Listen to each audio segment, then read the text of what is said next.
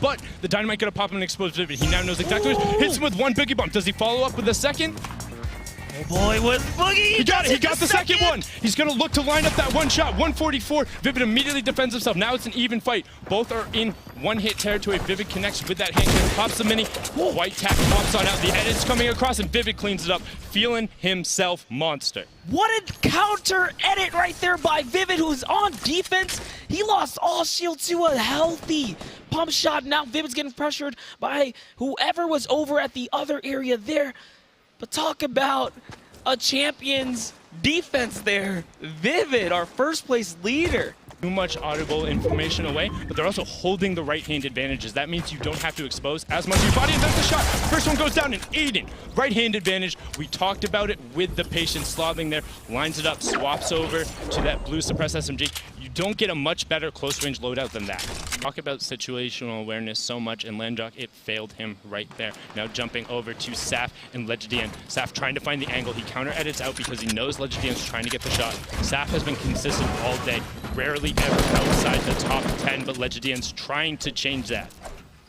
Yeah, I like what he's trying to do here is getting this big pot off. He does have the time now. This here, Legidian doesn't want to commit in though. There's way too many walls. Oh, it looks like he thinks it's time to do it. And that's why you don't go in the box. Didn't even need the trap. He had the insurance policy. What's in the box? It's a trap. When someone like Saf, who's one of our point leaders, is playing the low ground defense like this, he's literally asking to bait you into the trap play. It was almost kind of too easy.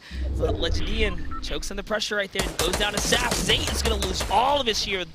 Gets shredded from behind here. He is at 3 eliminations, though. And has plenty of utility to cover it. 3 big pots, a slurp, and a campfire. Right now taking only 158 damage and dealt 461. 3 elims, the 1 point. He's got to be pretty happy with that.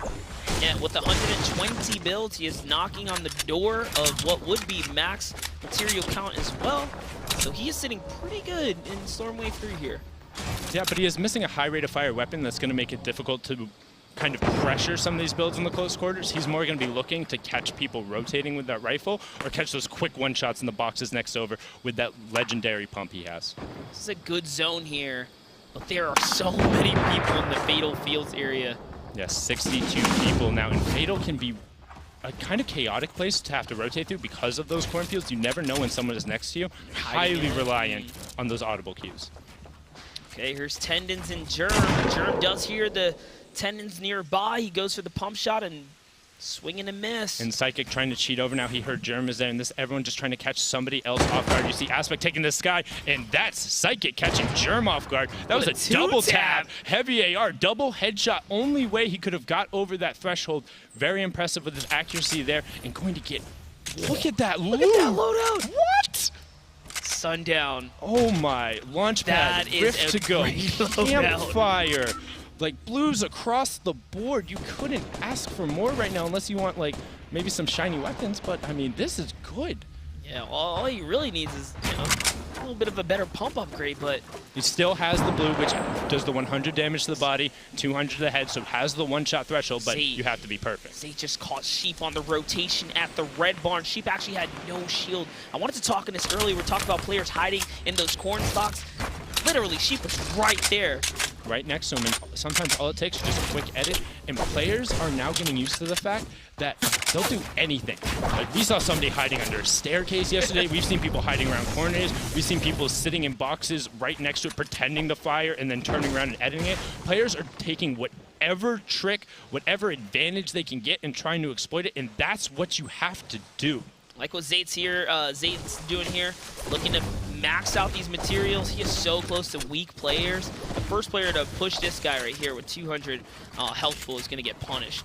Absolutely, and he's sitting on so much more utility. He can afford to trade it out, both with the siphon mechanics he gets from eliminating, sitting on floor, needs 1 more for a point, tied with Naga Ops currently as our leader for elims. Nistic just behind him with 3. Nobody else quite in the point range. 1 elim is all Zayt needs to get another point in this elimination format. He's sitting at a big board. It's Blind and Aspect going toe-to-toe.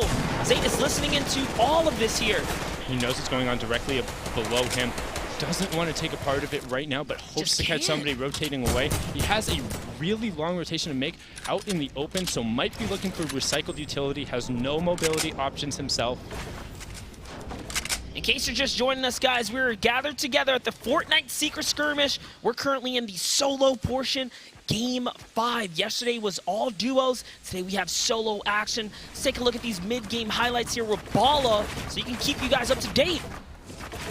Monster, and here we have Jade Cuddy versus JDW, and this is such a nice play from JDW. See now, Jade Cuddy goes into the box, and he immediately places the stairs and gets that trap elim there. That's going to be his first one. He's going to go on to try for more. But next, Patek versus Outlet. Another really nice play and a fortunate event for him. The stair edit there was so amazing by Patek, so quick and clean. And then we have Naga Ops, who is somewhere in our standings high up. He's going to take out Overpeak from far. He's off on a run. We're going to take a look at that possibly in the post game as well, as there are stuff that goes on. But here's Sap. He's in the lead as Legedian jumps in, and another trap play. Everybody with their traps getting such nice elims there. We're going to see the standings are starting to shake up. Thank you, Bala. We do appreciate the catch-up for everyone just tuning in here. We're halfway through this lobby. Fulmer's under pressure now. Saf, one of our leaders in the points here, just holding down that turbo. He is averaging 3.2 eliminations per game. He hasn't won a game without me.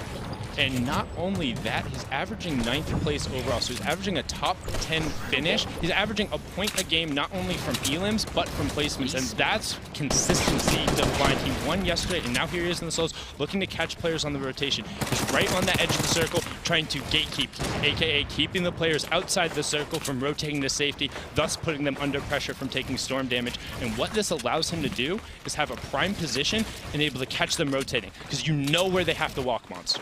Yes, he does. He has that high, keen awareness of his surroundings, his K-Unit and clarity. And another battle, Fulmer sees a small opportunity to get on the offense, and there it is. He's pressuring down K-Unit. Clarity picking up on the cues from Fulmer's shots, and now his Clarity's getting pressure from 2 angles. Yeah, someone else joining in from the side as well, and this is what happens when you're the last one in. You become an easy target, but Clarity is the one who capitalizes, not getting any of the loot for that, but a really aggressive, calculated push from the storm, making sure he was the one to get that elim. He's thinking about it. Yeah, now somebody trying to drop down on him. He's trying to defend. He was thinking about, is it worth? That was Fulmer who wanted a piece of it, but Sap's going to be able to go. What is that? Sap pushes across, jump, 180. If he didn't get the siphon, he would have been eliminated immediately before because he's below the 50 HP. 36 is going to keep him alive, and that gives him a point. So now back up to that average point from there. That's going to push him into tied with Vivid, and on tiebreaker, he's actually going to be above him coming through it. That's incredible right now. He is going for it here. I can't believe he just made the most aggressive counter push right there. That was absolutely incredible. And now he's going to be able to replenish up on all of Fulmer's loot. We know Fulmer to be a defensive, slow, methodical player, one of our highest placement as far as pop-up performances go in the past. Look, Zap is back in the game right now.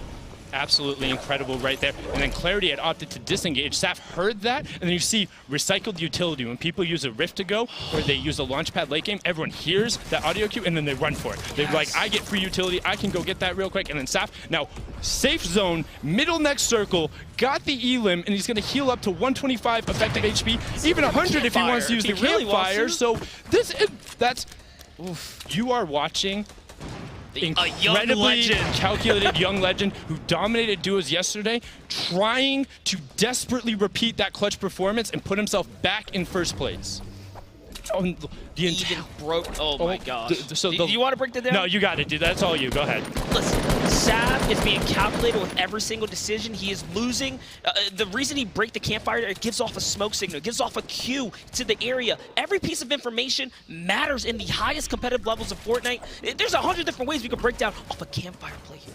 Yep, and now Naga Ops jumping over on 4 elims. Our current elim leader who is left in the match. One more will give him an additional point. 2 points will put him in the money, in that top 20 situation. That's what the players are fighting for. And now look at that, trying to find whatever shots he can with that legendary suppressed AR, catching people who are rotating. He has to leave pretty early on. He's at the backside of the circle, but he's looking like he's going to try and find people rotating, and there's a lot nearby. And this big elimination right here, because this is worth a point in this game format here. This next elimination will be his 5th, and then he will be so close to the big bonus. This is a big rotation here. He is looking for players. That's Whites. Makes the edit. The Storm unfortunately takes him out there, but it's a Rift to go. He catches it. Yeah, and look at all the players in the sky. That's what we talk about, recycled utility. You see that Storm Surge warning go away. That means players are being eliminated. We're now down to 30 players left. And look at those: Poach, Bizzle, Schmecht, Persecute, Clarity, Naga. Some opting to drop down to try and get a piece of the action on the low ground. They want Elim, they want points. Trying to fall down on ultimate high is Naga Ops. But you see all of the tarps being built, players covering themselves from above and below, trying to not get picked when they're rotating. Naga dropping down on that middle tarp, metal out, 57 structures left. Notice how quickly he burns through this in favor of safety. He also chose to not use floorboards there because he knew a player was below him. Just those little opportunities to save up materials here. Naga's on the offense. That's a big hit right there. 66, there's another player below him. He's looking for blood here. Is he going to be able to find it? Here comes a low-level disengage now, and there's going to be a player right over to his right. Really be able to find the shop, now being pressured from above. Look at these diagonal tarps, making sure you're building out next to you, then covering your sides, editing forward. This is Bowman now on the low ground, sitting on 6 Elims, picks up Armand. Will he be able to get the 7th forward point and then activate big bonus, trying to drop down the play on the loop. 100 shot, does not pick it up, gets eliminated by Tfue. Going in, 10 players left. Everyone just got a placement point. Mateos drops down, Saf knocking its builds out from underneath him. This is Chaos. Tfue now 4 Elims. 8 players left, looking to find one more, getting those 2 points to catapult himself further into that top 20 after the last game. He's almost there, now out of builds, reliant on finding Elims or cleaning up other resources. Kuros on that low ground. Blue team trying to pick up the Elim from the Siphon. Bizzle ends up living in the storm. Tfue on the low ground with Kuros. Kuros ends up going down to the storm. Bizzle, ultimate high. 1v1. Bizzle versus Tfue here. Tfue's just looking for the peak. He has no materials. Didn't even go for ultimate the high. farm there. Bizzle is now getting dropped on. They cue the trap. Not going to be able to find it yet. Still 3 players remaining. Tfue second there, I ultimate thought it low. was only 1 player, but it's not. No, he was sitting all the way up. He had popped the rip, and he was just hanging out above. Tfue trying to knock down the structures. Builds are beginning to fall. Will he catch it? Tfue goes down to Bizzle. Bizzle cleans it up with the pump into the SMG, and that is it. 3 Elims into the victory royale. Incredible performance coming out from him. He has to be happy. That's going to catapult him right into the conversation for the last game. What an incredible finish by Bizzle. One of our favorites to watch from the start of this entire solo series, coming in hot. Here are the final moments. It was actually Flossin who came overhead from the dive down. Super off guard right there. He falls to his death, unfortunately, simultaneously. Right at the same moment.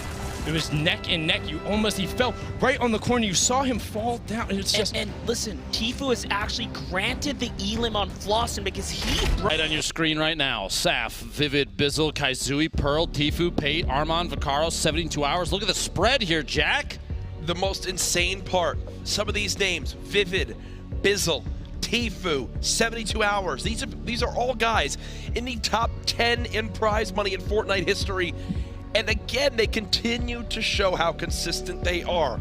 But Saf, the man who won duos yesterday, in first now for solos, but keep in mind the point difference here. Ben, break down a little bit of what some of these players would have to do to dethrone him from that first place spot. So let's say Saf has a bad game. Fingers crossed it doesn't happen for him, but 11 points, a lead of only 2. Let's look at even just the top 6, down to Tfue there at 7 points. A 4-point spread means that a high Elim game or even just a high placement game and a couple eliminations could push literally any of these players into first place over Saf. It's so close, Jack. Yep. That striking distance, it's a thing for everybody. Absolutely. Even all the way down to Vaccaro's 5 points. A 7 Elim victory royale game would put him at a tie in terms of points, and that's so close that it really is anybody's first place to grab. Oh, 100%. And think, just in the last 2 days, we've seen multiple 9-point performances where players are dropping 10 Elims with the victory royale.